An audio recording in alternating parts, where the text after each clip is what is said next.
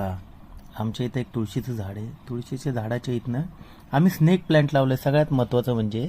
आणि त्या स्नेक प्लांटच्या इथनंच हा धामण जातीचा स्नेक हा आलेला आहे. आता तो आमच्या हळदीच्या झाडापासून पुढं आला आहे. बघा केवढा मोठा आहे. हा धामण जातीचा आहे, बिनविषारी बिलकुल. यात ह्या चिमणीचं असं कौतुक करावंसं वाटतं.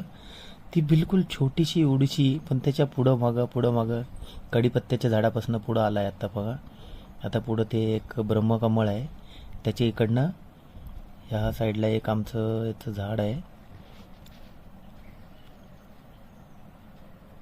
गुलाबाच्या झाडापाशी दिसतोय, पण इकडं व्हिडिओमध्ये एवढं क्लिअर येत नाही आहे. पण तरी तुम्ही त्या दगडाच्या पुढं समोर बघितलं तर दिसेल तो. तिथनं हळूहळू या साईडला, राईट साईडला येतोय. कारण आता काय आम्ही आतमधनं शूटिंग करत असल्यामुळं त्या दरवाजा न उघडता आम्ही शूटिंग करतोय, बाहेर आलेलो नाही.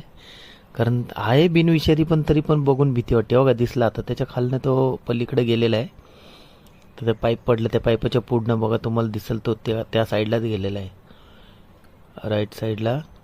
तिकडनं असा तो वळाला. आता बघा शिफ्टी तुम्हाला लास्टी दिसेल तिकडनं जातानी बघा.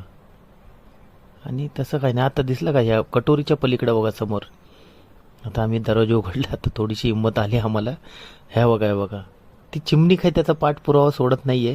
त्याच्या समोर पाठीमागं इकडं तिकडं. आता ते नमकी ते इथं झाडं आहेत सगळी याची झेंडूची, पण ते नक्की कळत नाही कुठच्या साईडनं कुठं गेला तो, काही दिसत पण नाही.